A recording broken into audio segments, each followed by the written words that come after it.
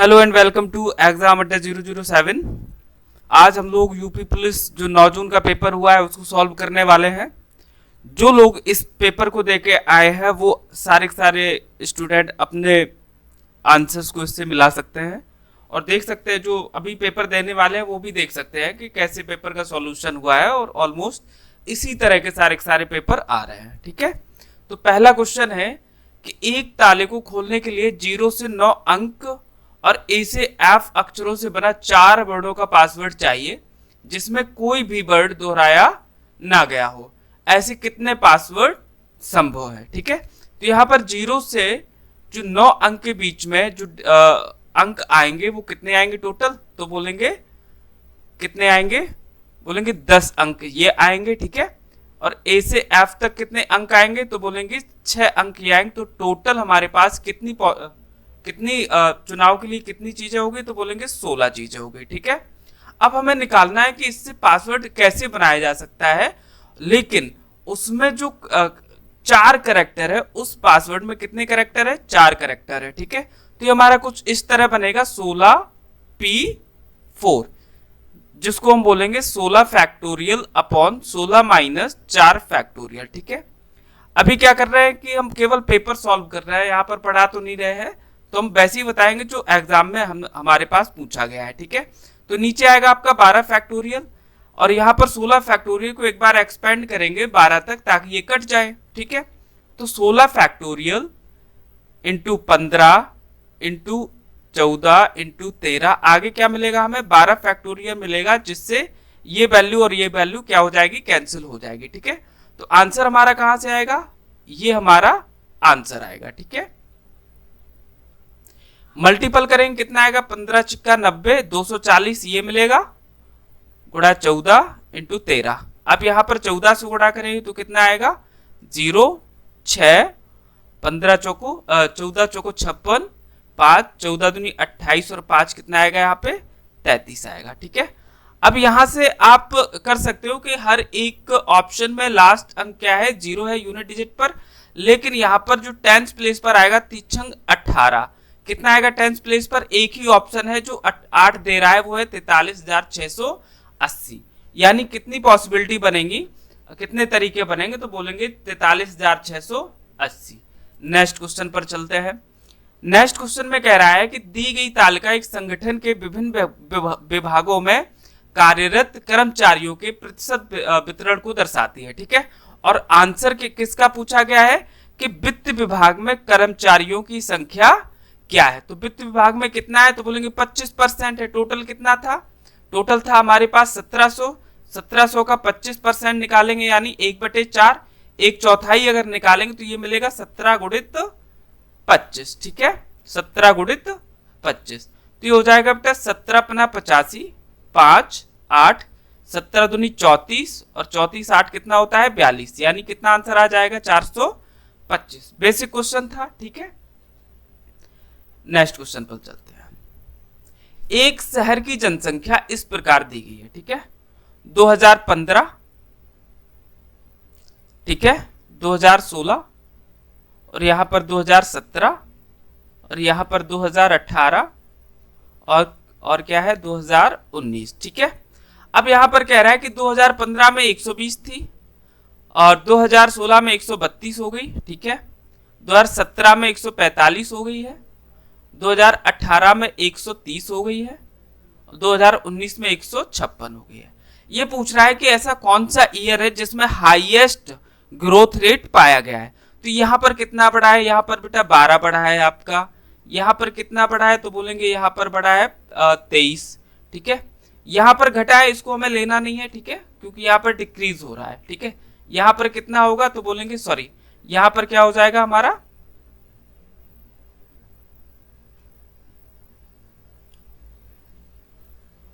यहां पर हो जाएगा, यहां पर कितना था? 2016 में 132,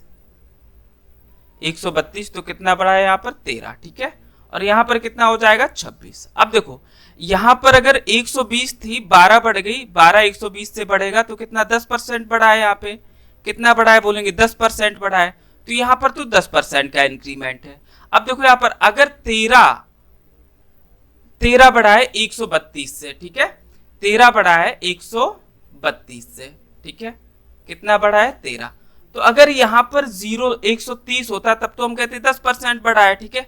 अगर यहाँ पर वैल्यू आप बढ़ाओगे तो जो फाइनल वैल्यू होगा उससे कम देगा, यानी 10% से कम, ठीक है। तो इसका आंसर क्या था, 10% से कम था, ठीक है। यहाँ पर कितना बढ़ा है 26%, जो कि 130 का कितना है 20%, ठीक है। तो आंसर कितना हो जाएगा, 2019 में हाईएस्ट ग्रोथ रेट था, ठीक है। चलिए नेक्स्ट क्वेश्चन पर बढ़ते हैं। क्वेश्चन कह रहा है कि इसको डिसेंडिंग यानी अवरोही क्रम में लिखना है। तो अवरोही क्रम में जो है सबसे बड़ा हमारे पास क्या आएगा, सबसे बड़ा नंबर पहले आएगा, ठीक है, सबसे बड़ा नंबर पहले आएगा और सबसे छोटा नंबर क्या आएगा, लास्ट में आएगा। सबसे छोटा नंबर कहाँ आएगा, लास्ट में आएगा। इसको अगर देखोगे ना आप तो ये लिखा है 0.60, ठीक है, 0.60। अब यहां पर देखेंगे कि सबसे बड़ा नंबर कौन है, तो सबसे बड़ा दिख रहा है आपको 0.62, ठीक है, और 0.62 दो ऑप्शन में है, जो कि हमारा ऑप्शन सी, ठीक है, ऑप्शन सी है और ऑप्शन बी है। अब यहां पर इसको कंपेयर कर लेंगे तो इसमें से कौन सी वैल्यू आपको बड़ी मिलेगी, 0.61 या फिर 0.602, ठीक है, 602। तो हम बोलेंगे ऑब्वियसली 0.61, तो यही आपका क्या हो जाएगा, ऑप्शन हो जाएगा। कुछ ज्यादा करने की जरूरत नहीं थी इसमें, ठीक है।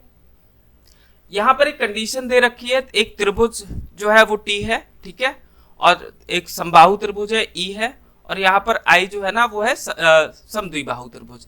अच्छा, ये सारे दोनों के दोनों पार्ट त्रिभुज के ही हैं, तो हम बोलेंगे ई एंड आई दोनों के दोनों क्या है, अलग अलग वृत्त है। सॉरी, ये वृत्त नहीं है, ये एक त्रिभुज है, लेकिन यहाँ डिनोट कर रहा है, ठीक है, अलग अलग वृत्त है, ठीक है, लेकिन ये टी के अंदर है, दो अलग अलग वृत्त है जो कि क्या है, टी के अंदर है, ठीक है। तो ऑप्शन डी सही हो जाएगा।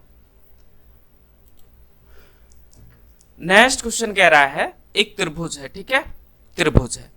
अच्छा, इसमें पी क्यू दिया है 5 और पी आर दिया है 5, तो हम बोलेंगे ये समद्विबाहु त्रिभुज है और ये हमारी परपेंडिकुलर दे रखी है जो कि 90 डिग्री एंगल बना रही है, ठीक है।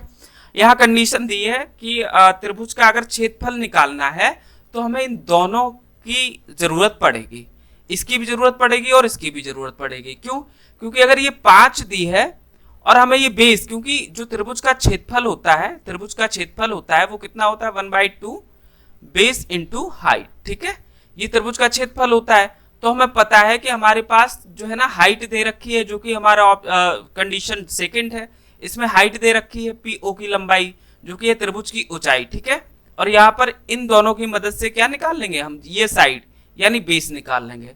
तो हमें क्या है, दोनों कथनों को मिलाकर पर्याप्त है त्रिभुज का क्षेत्रफल, ठीक है। नेक्स्ट क्वेश्चन पर बढ़ते हैं। यहाँ पर 2019 से लेकर 24 तक एक सेलुलर फोनों की बिक्री के आंकड़े दिए गए हैं, ठीक है। और जो आंसर पूछा है वो किसका पूछा है कि आंकड़ों के आधार पर 2020 से 21 तक बिक्री में कितने % की कमी आई है। तो 2020 में कितनी थी, 40,000, और 2021 में कितनी हो गई, 30,000। कितने की कमी आई, बोलेंगे 10,000 की। किससे आई है, बोलेंगे 40,000 से, ठीक है। इनटू कर देंगे 100 तो कितना मिलेगा हमें, तो बोलेंगे 25%, ठीक है, 1/4 भाग कितना हो जाता है, 25%, ठीक है। नेक्स्ट क्वेश्चन पर बढ़ेंगे। एक छात्र ने 5 विषयों में निम्न अंक प्राप्त किए हैं, ठीक है। तो टोटल प्रतिशत फाइंड करना है कि उसने कुल कितने प्रतिशत अंक प्राप्त किए हैं। तो अगर प्रतिशत अंक पूछा जाए तो बोलेंगे यहाँ पर जो है जो प्राप्त किया गया है, तो बोलेंगे प्राप्तांक अपॉन जो आप 10th क्लास जब आप पढ़ते थे या 12th क्लास पढ़ते थे उसमें हम लोग ये सब लगाते थे, बटे पूर्णांक इंटू 100 होता है, ठीक है।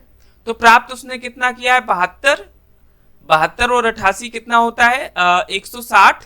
160 में ये ऐड करेंगे तो कितना आ जाएगा, 225। 225 में 70 ऐड करेंगे तो कितना आ जाएगा, 295। 295 और 9 कितना होता है, 295, 9 हो जाएगा 304। 304 में यानी 385। तो कुल कितना प्राप्त किया, 385 अपॉन 500 इंटू 100, ठीक है। 20 से 20 कैंसिल आउट हो जाएंगे, यहां पर कितना हो जाएगा 5 सत्ते 35 और 5 सत्ते 35 यानी 77%, ठीक है। चलिए नेक्स्ट क्वेश्चन पर बढ़ते हैं। क्या कह रहा है, 6 कुर्सियों और 3 मेजों का एक समूह है, ठीक है। कुल टांगे कितनी है यहाँ पर 54 टांगे हैं। अच्छा, कुर्सियों में अगर 4 टांगे हैं तो कुर्सी को टांग कितनी हो जाएगी, 6 चौको 24 ये हो गया, ठीक है। टोटल हमारे पास 54 थी, 24 हटा देंगे कितना बचेगा 30, और यहाँ पर मेज कितनी है 3, जब 3 से आप डिवाइड करोगे तो कितना आ जाएगा कि जो मेज है उसमें 10 टांगे हैं, ठीक है, 10 टांगे। नेक्स्ट क्वेश्चन पर पढ़ते हैं। 3 साझेदार हैं जिन्होंने 2:3:5 के अनुपात में एक इन्वेस्टमेंट किया है, ठीक है। अब यहां पर कह रहा है कि निवेश उसी अनुपात में साझा करते हैं, तो सबसे कम निवेश करने वाले साझेदार को लाभ क्या होगा, ठीक है। जो लाभ होता है वो इन्वेस्टमेंट के रेशियो में ही होता है, तो सबसे कम किसने इन्वेस्ट कम किया है, ए ने, ठीक है। ये पहले वाला जो व्यक्ति है 2 किया है, तो 2 ही उसको क्या मिलेगा, प्रॉफिट भी मिलेगा। आउट ऑफ कितना 5 3 8 2 10, तो बोलेंगे 2/10, सिंप्लीफाई करेंगे 1/5, बट आंसर 2/10 दिया है तो हम क्या लगा देंगे, ऑप्शन नंबर डी, ठीक है। नेक्स्ट क्वेश्चन पर बढ़ते हैं। यदि किसी संख्या का आधा 60 के 2/3 के बराबर है, क्या है 60 के 2/3 के बराबर है, ठीक है। ये हमारे पास, तो ये संख्या कितनी हो जाएगी, तो बोलेंगे 20 दूनी 40 दूनी 80, ठीक है। संख्या क्या है हमारे पास 80, तो वह संख्या क्या है, तो बोलेंगे 80, ठीक है। बस इतना ही निकालना था इसमें। नेक्स्ट क्वेश्चन पर बढ़ते हैं। 399 मीटर लंबी एक ट्रेन खंबे को 57 सेकंड में पार करती है, ठीक है। तो ट्रेन की गति निकालनी हमें पता है कि जो स्पीड होती है, स्पीड इक्वल होता है आपका डिस्टेंस अपॉन टाइम। तो डिस्टेंस कितना है 399 अपॉन 57, ये हमें किस में दिया है, मीटर पर सेकंड में, ठीक है। अगर मीटर पर सेकंड को किलोमीटर पर आवर में निकालना हो तो 18/5 का गुणा कर देंगे यहाँ पे, ठीक है। 18/5, यहां पर ये 19 से डिवाइड हो रहा, 19 दूनी 38, 19 एकम 19, 3 57, और यहां पर 3 सत्ते 21, ठीक है। 18 को मल्टीपल करेंगे कितना आएगा 126 अपॉन 5, तो कितना आ जाएगा आंसर, 5 दूनी 10, 5 25, 5 दूनी 10, 25.2 किलोमीटर पर आवर, ठीक है। नेक्स्ट क्वेश्चन पर बढ़ते हैं। जीवन और मनीष की वर्तमान आयु है 58 एंड 20, ठीक है, 58। अच्छा, इनकी 4 वर्ष पहले आयु का योग पूछा है, तो हम इसमें 4 वर्ष घटा देंगे, इसकी बचेगी 54 और इसकी बचेगी 16, तो 4 वर्ष पहले उनकी आयु कितनी थी 5 6 7 यानी 70 साल। क्लियर है, चलिए आगे बढ़ते हैं। नेक्स्ट क्वेश्चन कह रहा है कि 15,000, ठीक है,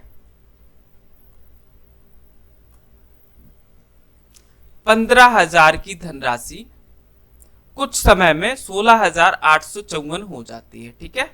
अच्छा, यहां पर हमें केवल ब्याज पूछा गया है, तो ब्याज हम घटा देंगे, कितना आ जाएगा, तो बोलेंगे 1854।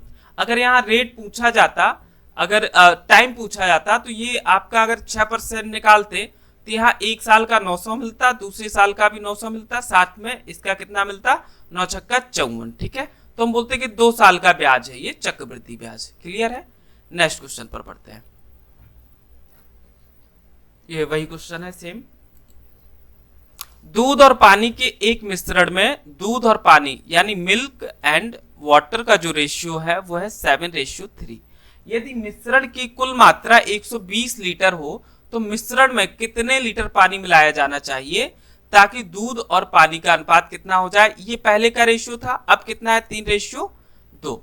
अच्छा, यहाँ पर मिला क्या रहा है, तो मिश्रण में कितने लीटर पानी मिलाया जाना चाहिए। यहाँ पर पानी मिला रहा है तो हमें पता है कि ये जो मिल्क है ना, ये यहाँ पर कांस्टेंट रहेगा। क्या रहेगा, कांस्टेंट।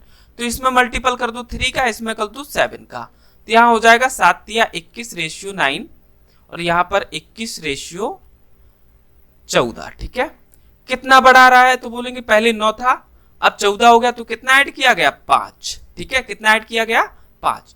तो पहले कितना था 30, 30 की वैल्यू कितनी थी हमारे पास 120, 120। तो 1 यूनिट की वैल्यू कितनी है यहाँ पर, 1 यूनिट हो जाएगा आपका 4, 5 यूनिट कितना हो जाएगा बोलेंगे 20 लीटर, ठीक है।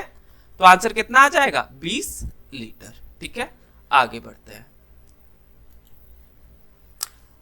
बड़ा आसान क्वेश्चन दिया है, 120 का 3/20 भाग कितना होगा, ठीक है। 20 छक्का 120, 6 18, ठीक है। चलिए आगे बढ़ते हैं। दो संख्याओं का HCF जो है ना वो है 2। यहां पर कंडीशन होती है कि HCF इंटू LCM इक्वल होता है आपका पहली संख्या इंटू दूसरी संख्या, ठीक है। यहां पर HCF 2 दिया है और LCM दिया है 42,728। पहली संख्या दे रखी है 218, ठीक है। तो दूसरी संख्या में फाइंड करनी, 218 इस साइड जाएगा तो क्या हो जाएगा 2 गुणित 42,728 अपॉन 218। जब आप इसको कैंसिल आउट करोगे तो ये बनेगा 109। अगर आप इसको, और यहाँ पर चारों के चारों ऑप्शन जो है ना इंटीजर है, कोई भी ऑप्शन डेसिमल में नहीं है। इसका मतलब ये हुआ कि 42,728 109 से पूर्णतः भाज्य है। अगर ये पूर्णतः भाज्य है तो यूनिट डिजिट पर क्या आना चाहिए, ठीक है। तो जैसे हम 9 का टेबल पढ़ते हैं, जैसे 9 1 9 होता है, ठीक है, 9 2 18 होता है, तो ये हमें क्या देगा, ये जो 2 आएगा ना यही आपका आंसर हो जाएगा 392, ठीक है। चलिए नेक्स्ट क्वेश्चन पर पढ़ते हैं। 1005 1245 और 1485, सॉरी, ठीक है, 1485। कोई संख्या में फाइंड करनी है कि वो संख्या कौन सी है जो इन सभी को भाग देने पर शेषफल समान दे। तो हम क्या करते हैं, इसका अंतर निकाल लेते हैं। तो कितना आएगा इसका अंतर, तो बोलेंगे आएगा 24, 240। इसका अंतर कितना आएगा, तो बोलेंगे 504, 240। अच्छा, इसका अंतर कितना आएगा 480। जो हमारे पास अंतर मिलेगा बस उसी का जो HCF होगा वही ऐसी संख्या होती है जो दी हुई संख्याओं से अगर भाग दिया जाए तो हमेशा ही रिमाइंडर इक्वल देगा। तो इन सभी का HCF कितना हो जाएगा 240। तो आंसर भी कितना आ जाएगा आपका 240, ठीक है। नेक्स्ट क्वेश्चन पर बढ़ते हैं। दो उम्मीदवार है P और Q, ठीक है। एक को 42% वोट मिल रहा है, एक को 58% वोट मिल रहा है, ठीक है। वोटों की संख्या जो है ना वो है 4500, ठीक है। ये आपके 100% वोट है, ठीक है। अच्छा, यहाँ पर ये पूछ रहा है कि Q को कितना अधिक वोट मिला है P से। तो यहाँ पर कितना अधिक वोट मिला है, तो बोलेंगे 16%, ठीक है। 42 और 58 का अंतर कितना आया 16। ये तो 100% था, तो 1% 100% की वैल्यू आपकी अगर है 4500, ठीक है, तो 1% की वैल्यू कितनी हो जाएगी 45। 16% की वैल्यू कितनी हो जाएगी 45 गुणित 16, ठीक है। 16 चौको 64, 640 हमें ये मिलेगा, 16 पचाए 80, यानी आंसर कितना आ जाएगा आपका 720। चलिए नेक्स्ट क्वेश्चन पर बढ़ते हैं। एक वस्तु को 18,560 में खरीदा है 2.5% की हानि पर, ठीक है। 2.5% कितना होगा आपका, 2.5% फ्रैक्शन में अगर हम लिखेंगे, जैसे जो 5% होता है 1/20 होता है, ठीक है। तो 5 का आधा 2.5 है, तो 1/20 का आधा करेंगे कितना आएगा 1/40। माइनस साइन किसको शो करेगा कि ये चीज हानि पर बेची जा रही है। अच्छा, इसने कितने में खरीदा था 40 में, और सेल प्राइस कितना हो जाएगा, अगर 40 का खरीदा है, एक हानि पर बेचा, यानी ये हो जाएगा आपका 39, ठीक है। कितना हो जाएगा 39। अच्छा, 40 की यूनिट की जो वैल्यू है वो है 18,560। तो एक यूनिट की वैल्यू कितनी हो जाएगी, एक यूनिट की वैल्यू कितनी हो जाएगी, यहाँ पे इससे डिवाइड कर देंगे तो कितना आएगा 4 चौको 16, 4 छक्के 24 और 4 चौको 16, यानी एक की वैल्यू अगर इतनी आ गई है तो यहाँ पर 39 की वैल्यू कितनी आएगी, तो बोलेंगे 464 और गुणित 39। अच्छा, यहाँ पर यूनिट डिजिट पर क्या आना चाहिए 6 आना चाहिए, जो कि एक ही ऑप्शन में आ रहा है, हमें पूरी कैलकुलेशन करने की जरूरत नहीं है, ठीक है। नेक्स्ट क्वेश्चन पर बढ़ते हैं। यहां पर कह रहा है कि A B C D E F 6 क्रमागत सम संख्याएं हैं, ठीक है। ए और एफ का योग दिया है 1586, तो सभी संख्याओं का योग कितना होगा, ठीक है। मान लो यहां पर कितनी संख्याएं, 6 संख्याएं, A B C D E and F. अच्छा, यहां पर ये जो संख्या होगी इससे 2 ज्यादा होगी, सी जो होगी बी से 2 ज्यादा होगी, डी जो है ना वो सी से 2 ज्यादा होगी, ई जो है डी से 2 ज्यादा होगी, एफ जो है वो ई से 2 ज्यादा होगी, ठीक है। और यहां ए एफ का जो योग है ना, ए एफ का योग है वो कितना दिया है, कितना दिया है हमें 1586, ठीक है, 1586।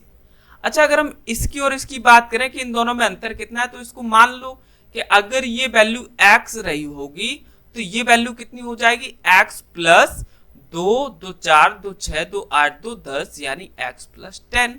तो यहां पर कितना हो जाएगा, x प्लस 10 इक्वल हो जाएगा 1586, ठीक है। तो यह हो जाएगा 2x, 10 को इस साइड भेजेंगे तो कितना बचेगा, 1576। यहां पर 2 से इसको डिवाइड कर देंगे तो x की वैल्यू कितनी हो जाएगी, 2 सत्ते 14, 2 अट्ठे 16, 2 अट्ठे 16। अगर x की वैल्यू 788 है तो ये कितना हो जाएगा, बोलेंगे 798। हमें योग पूछा है तो योग जानते क्या होता है, अगर सभी सम संख्याएं हैं तो 3 इन ब्रैकेट पहली संख्या प्लस अंतिम संख्या, ठीक है, पहली संख्या प्लस अंतिम संख्या। तो यहां कितना हो जाएगा, 3। अगर हम बाई ऑप्शन देखें ना तो ऐसा देख लेंगे कि 3 से कौन सी संख्या डिवाइड हो रही है, तो इससे इसको देखा हमने 8 1 9, ये 3 से डिवाइड नहीं हो रहा है, ये वाला 3 से डिवाइड हो रहा है, 8 5 13 7 20 4 24, ठीक है, ये हो रहा है, ठीक है, हो सकता है। जैसे ये 3 और 6 डिवाइड है, 8 5 13 डिवाइड नहीं, तो ये भी नहीं हो सकता है ऑप्शन। ये भी डिवाइड है, 3 भी डिवाइड है, 6 भी 8 नहीं है, तो ऑप्शन एक ही हो सकता है, ज्यादा हमें कैलकुलेशन करने की जरूरत नहीं है, ठीक है।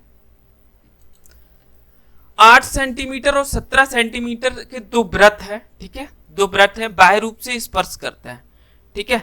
तो इस तरह के 2 वृत्त है, यहां से अगर वो स्पर्श करते हैं तो जो केंद्र की दूरी होगी वो त्रिज्या के योग के ही बराबर हो जाएगा। तो आंसर कितना, 17 और 8 25, ठीक है।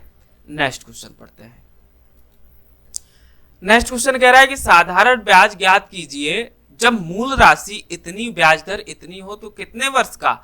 अगर 1 वर्ष का साधारण ब्याज 7 है तो 3 वर्ष का कितना हो जाएगा, 21% हो जाएगा।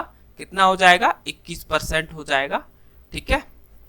इससे डिवाइड करेंगे, यूनिट डिजिट पर कितना आएगा, 8 आना चाहिए, लेकिन 2 ऑप्शन है हमारे पास यूनिट डिजिट पर 8 आने के, ठीक है। तो इसको अगर इस तरह से करना चाहो तो ये भी कर सकते हो कि जैसे इसको तोड़ दो, ये 10 10 और प्लस 1% में, क्योंकि हमें पता है कि अगर 12,800 का 10% निकालना है तो बड़ा आसान है, 1 0 हटा देंगे, ठीक है, 1 0 हटा देंगे।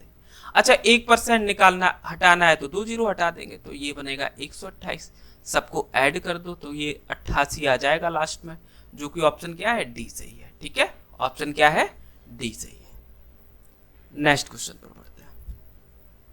इसको सिंप्लीफाई करना है, यहां पर मिलेगा आपका, जैसे ये 450 है, ये डिवाइड लगा है 3 से, plus 625 divided by 5 minus 44 plus का 25, ये कितना हो जाएगा, बोलेंगे 150 हो जाएगा, प्लस ये कितना हो जाएगा, तो बोलेंगे 125 हो जाएगा, माइनस जब इसको कंपेयर करेंगे तो कितना मिलेगा, 19 मिलेगा, ठीक है। इसको 19 से घटा दो, 150 प्लस 19 घटाएंगे तो कितना बचेगा, 106, ऐड करेंगे तो आएगा 256, ठीक है, ऑप्शन क्या हो जाएगा, बी सही हो जाएगा। नेक्स्ट क्वेश्चन पर बढ़ते हैं। नेक्स्ट क्वेश्चन क्या कह रहा है, एक त्रिभुज का आधार जो है ना, त्रिभुज का आधार दिया है, ठीक है, ऊंचाई दी है, त्रिभुज का क्या निकालना है, हमें क्षेत्रफल निकालना है। त्रिभुज का क्षेत्रफल 1/2 बेस इंटू हाइट होता है, आप लोग डायरेक्ट इससे निकाल सकते हैं, ठीक है। चलिए नेक्स्ट क्वेश्चन पर बढ़ते हैं। क्या कह रहा है, वह सबसे छोटी संख्या कौन सी है जो इतने से विभाजित करने पर प्रत्येक स्थिति में 4 शेषफल देता है। तो 7 9 एंड 11। अच्छा, एलसीएम वह छोटी से छोटी संख्या होती है जिसको इससे अगर भाग दिया जाए तो शेषफल कितना छोड़ेगा, जीरो, यानी रिमाइंडर जीरो आएगा। तो इसके एलसीएम में आप अगर 4 जोड़ दोगे तो हमें आंसर मिल जाएगा। ठीक है, तो कितना हो जाएगा 9 सत्ते 63 गुणित 11, तो कितना 11 तिया 33 4 7। ठीक है, यूनिट डिजिट पर यहाँ पर 3 आएगा और 4 ऐड करेंगे तो क्या आना चाहिए, यूनिट डिजिट पर 7 आना चाहिए। एक ही ऑप्शन है। ठीक है, नेक्स्ट क्वेश्चन पर बढ़ते हैं। यदि A से B का अनुपात 3:2 दिया है, ठीक है 3:2 दिया है, और B से C का अनुपात कितना दिया है 8:7 दिया है। देखो वैसे तो आप ट्रेडिशनल मेथड इसका लगा सकते हो, ठीक है लगा सकते हो, 3:2 और B और C का है 8:7। ठीक है, यहाँ पर हम क्या करते हैं, इसका मल्टीपल करेंगे तो A मिलेगा, इसका मल्टीपल करेंगे तो 16 मिलेगा यानी B मिलेगा, इसका और इसका करेंगे 7 दूनी 14 यानी C मिलेगा। तो ये वैल्यू कैंसिल हो रही है 2 से, तो 12:8:7। ठीक है, ऑप्शन ए ही सही है। ठीक है, अगर इसको डायरेक्ट आप लगाना चाहते हो तो पहले ए और बी का अनुपात देख लो कि 3:2 किसमें मिल रहा है, इसमें मिल रहा है। ठीक है, इसमें नहीं मिल रहा है, 3:2 इसमें मिल रहा है, इसमें नहीं मिल रहा है। ठीक है, यहाँ पर बी सी का 2 ही ऑप्शन हमारे पास रिमेनिंग है, तो यहाँ पर जब बी और सी का अनुपात देखोगे 8:7, ये भी नहीं दे रहा है क्योंकि 2:7 दे रहा है, तो 8:7 एक ही ऑप्शन हमारा हो जाएगा। नेक्स्ट क्वेश्चन पढ़ते हैं। नेक्स्ट क्वेश्चन कह रहा है कि 12 संख्या है हमारे पास, उनका औसत 62 है, अंतिम 5 संख्याओं का औसत 60 है, पहली 4 संख्याओं का औसत 64 है, छठी संख्या 5वीं संख्या से 8 कम है और 7वीं संख्या से 7 कम है। तो यहाँ पर इतनी संख्याओं का औसत निकालना है। एक बात बताओ, यहाँ पर टोटल जो हमें सभी संख्याएं हैं उनका औसत दिया है 62। अच्छा, जो पहली जो अंतिम 5 संख्याएं हैं, जैसे हम यहाँ कहते हैं अंतिम 5 संख्याएं हैं और उनका औसत है 60। ठीक है 60, तो यहाँ पर तो 62 था, तो 2 इससे निकाल लिया जाए तो कितना निकलेगा, यहाँ पर 2 पंचे 10, कितनी 5 संख्या है तो 10 हमें यहाँ से मिलेगा। ठीक है, 10 यहाँ से मिलेगा। और जो प्रथम 4 संख्याएं हैं, उनका औसत कितना है 64, यानी इनको 8 हमें देना पड़ेगा, तो औसत कितना बचा हमारे पास 2 बचा यहाँ पे। ठीक है, औसत कितना बचा 2 बचा यहाँ पे। ठीक है, अब जो बची हुई संख्याएं हैं, कितनी संख्याएं 3 संख्याएं हैं, जो कि क्या है हमारे पास 62 गुणित 3, तो टोटल कितना बचेगा 3 दूनी 6, 3 छंग 18, और ये 2 ऐड करेंगे तो बची हुई 3 संख्याओं का जो योग होगा, 3 संख्याओं का योग होगा वो होगा 188। ठीक है, 188। यहाँ तीनों संख्याओं की कंडीशन दे रखी है, तीनों संख्याओं की क्या दे रखी है condition, 5th number, 6th number and 7th number. ठीक है, कह रहा है कि छठी संख्या जो है ना वो 5वीं से 8 कम है और 7वीं से 7 कम है। 5वीं से कितना कम है, अगर ये संख्या x रही है तो ये संख्या कितनी हो जाएगी x माइनस 8। ठीक है, अच्छा 7वीं संख्या से अगर 7 कम है, इसका मतलब है कि जो 7वीं संख्या है 6वीं संख्या से 7 अधिक हो जाएगा। तो अगर इसमें 7 आप ऐड करोगे, 7 ऐड करोगे तो ये मिलेगा आपको x माइनस 1। ठीक है, x माइनस, तो वैल्यू पुट करोगे यहाँ पर कितना आएगा x plus x minus 8 plus x minus 1 equal 188। तो यहाँ पर आएगा 3x माइनस 9 इक्वल आएगा 188। ठीक है, तो 3x की वैल्यू कितनी मिलेगी, ये जाएगा ऐड हो जाएगा जो कि क्या देगा 197। जब डिवाइड करोगे तो x की वैल्यू आएगी आपकी 3 18। ठीक है, एक बचेगा यहाँ पर 3 बच्चे 15।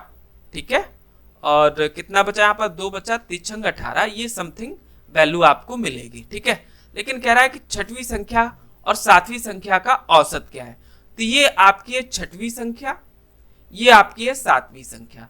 इसका अगर औसत निकालना है तो इसका मतलब ये हुआ कि 65 का दोगुना यहाँ पर ये कितना बनेगा 2x माइनस का 9। तो अगर इसका मल्टीपल आप करोगे तो 65 दूनी 130 और 131, लगभग 131 ये आएगी।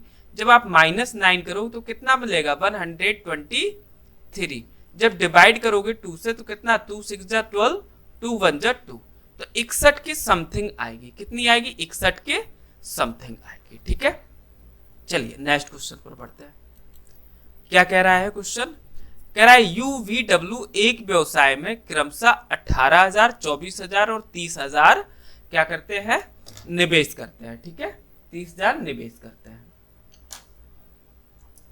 यदि वर्ष के अंत में जो लाभ है वो 14,400 हो तो वी का हिस्सा डब्ल्यू से कितना कम है? तो हमें पता है जो प्रॉफिट होता है वो किसके रेशियो में डिवाइड किया जाता है? इन्वेस्टमेंट के। ठीक है, इन्वेस्टमेंट के। तो इन्वेस्टमेंट का रेशियो कितना है? तो बोलेंगे 18,000, 3 जीरो यही हटा दो चाहे। ठीक है, लिखने की ज्यादा जरूरत नहीं पड़ेगी। तो कितना? 18 रेशियो 24 रेशियो 30, 6 से डिवाइड है। 6 तिया 18, 6 चौको 24, 6 पंचे 30। ठीक है, यहां पर क्या कह रहा है कि V का हिस्सा W से। V कहां पर है? ये आपका हो गया V। ठीक है, ये हो गया W। तो एक हिस्सा कम है इसका, तो 1 बटे टोटल कितना? 5 4 9 3 12। ठीक है, इंटू कितना करेंगे? 14,400। तो कितना मिलेगा हमें? लगभग 1200। 1200 इसका आंसर आ जाएगा। ठीक है, नेक्स्ट क्वेश्चन पर बढ़ते हैं। एक दुकानदार लगभग 5% की छूट देता है। ठीक है, और फिर लगभग 12% का लाभ कमाता है। यदि वह कोई छूट ना दिया होता, ठीक है, यहां पर कह रहा है कि 5% की छूट दे रहा है। ठीक है, यहां पर हम कहेंगे ये है मार्क प्राइस। मार्क प्राइस में जब छूट देंगे हम तो क्या मिलेगा? Sale price. और यहाँ पर सीपी। ठीक है, अब देखना यहाँ पर क्या कह रहा है कि लाभ कितना किया है उसने? 12% का। 12% का यानी 100 की चीज थी तो उसने 112 में बेची है। बट यहाँ पर ये वही है जिससे हमने अभी आपको एक क्वेश्चन करवाया था और वहां पर ए बी रेशियो दिया था यहाँ पर और BC रेशियो दिया था। ठीक है, तो यहाँ पर वही सेम है। इसमें रेशियो अगर निकाल लेंगे तो हमें आंसर मिल जाएगा। अच्छा, सेल प्राइस और मार्क प्राइस का रेशियो कितना है? तो बोलेंगे 5% की छूट दे रहा है, यानी अगर कोई चीज 5% की अगर छूट 1/20 हो जाएगा तो 20 की चीज थी तो कितने में बेचा? 19 में बेचा। अगर इसको भी सिंप्लीफाई करना चाहो तो इसको भी कर सकते हो। जैसे 4 दूनी 8, 4 पंचे 20, 4 दूनी 8, 4 अट्ठे 32। ठीक है, और पूछा क्या है कि अगर कोई छूट ना दी होती तो हमें पता है कि मार्क प्राइस 560 मिलेगा हमें। ठीक है, और यहाँ पर जो ये दिया है सीपी मिलेगा 19 × 25। इससे आप सिंप्लीफाई भी कर सकते हैं कि 5 25 और ये 5 दूना 10, 19 पना ये 95 और 56 दूनी 112। तो कितने का लाभ हुआ? 17 का लाभ हुआ। कितने से हुआ है? 95 से। इंटू क्या करेंगे? 100 करेंगे। ठीक है, तो यहाँ पर लगभग में पूछा है आंसर। तो जैसे हमने यहाँ 95 लिया है, यहाँ पर अगर 100 कर देते हैं, यहाँ पर क्या कर देते हैं हम? 100 कर देते हैं तो 17% हमें आंसर मिलता। ठीक है, अगर यहाँ पे अगर वैल्यू अगर बढ़ाओगे तो आंसर कम मिलेगा। क्या मिलेगा? कम मिलेगा। यहां पर वैल्यू बढ़ाने से जो आंसर आएगा वो कम आता है। तो हमने अगर 95 से 100 किया, आंसर आ रहा है 17, तो इसका मतलब है 17 से कम आएगा आंसर। क्या आएगा? 17 से। तो एक ही ऑप्शन है वो, जो कि क्या है? 14%। ठीक है, यहां पर x की वैल्यू फाइंड करनी है। x की वैल्यू 0.2x दिया है यहाँ पर, प्लस 0.04 दिया है यहाँ पर, 0.5x दिया है यहाँ पर, माइनस 0.1। अच्छा, यहाँ पर डेसिमल के बाद 2 डिजिट है मैक्सिमम, तो आप क्या करो? 100 का सभी में मल्टीपल कर दो। ठीक है, इस साइड भी 100 का मल्टीपल कर दो और इस साइड भी 100 का मल्टीपल कर दो। तो कितना हो जाएगा? यहाँ पर हो जाएगा 20x, प्लस यहाँ पर 4 हो जाएगा, यहाँ पर कितना हो जाएगा? 50x, माइनस यहाँ पर कितना हो जाएगा? 11। ठीक है, इसको इस साइड ले जाओ, इसको इस साइड ले आओ, तो ये कितना मिलेगा हमें? 11 4 15। ठीक है, और 50 में से 20 गया, हो जाएगा आपका 30x। तो x की वैल्यू कितनी आएगी? 15/30। 3 से काट दो उसको तो आएगा 5/10 यानी 0.5। ठीक है, सिंप्लीफाई करने का ये बहुत अच्छा तरीका है कि आप जितना डिजिट है उतना ही डेसिमल को आगे प्लेस कर दो। ठीक है, एक रेलगाड़ी एक कार से 50% तेज चलती है। कितनी? 50%। ठीक है, 50% का मतलब होता है 1/2। ठीक है, यहाँ पर एक रेल है,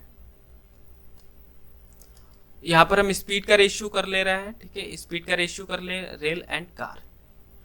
अगर ये कह रहा है कि जो रेलगाड़ी है कार से 50% तेज चल रही है, अगर कार 2 चल रही है 2 यूनिट, तो ये कितनी चलेगी 3। तो टाइम का जो रेशियो होता है, टाइम का जो रेशियो होता है वो स्पीड के रेशियो का रेसिप्रोकल होता है, यानी उल्टा होता है। तो ये मिलेगा 2:3। ठीक है।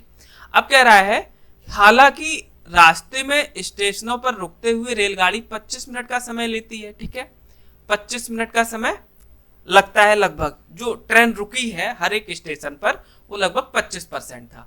अच्छा, दोनों सही समय पर पहुंच रहे हैं, दोनों एक ही समय पर पहुंच रहे हैं, ये भी एक समय पर पहुंच रही है, ये भी एक। अच्छा, दोनों एक समय पर अगर ट्रेन कहीं नहीं रुकी होती तो ये कार से कितना अधिक समय लेती, 25 मिनट अधिक समय लेती। ठीक है, 25 मिनट अधिक समय लेती। तो यहाँ पर जो टाइम है ना, यहाँ पर टाइम है, तो यहाँ पर टाइम देखो, ये जो ट्रेन है ये 25 मिनट पहले पहुंच जाती अगर वो स्टेशनों पर ना रुकती।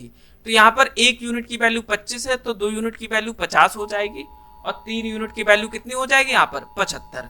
यानी ट्रेन कितने मिनट चली है, कार कितने मिनट चली है, 75 मिनट चली है। ठीक है, अगर इसने 75 मिनट में डिस्टेंस कितनी कवर की है, बोलेंगे 80 किलोमीटर।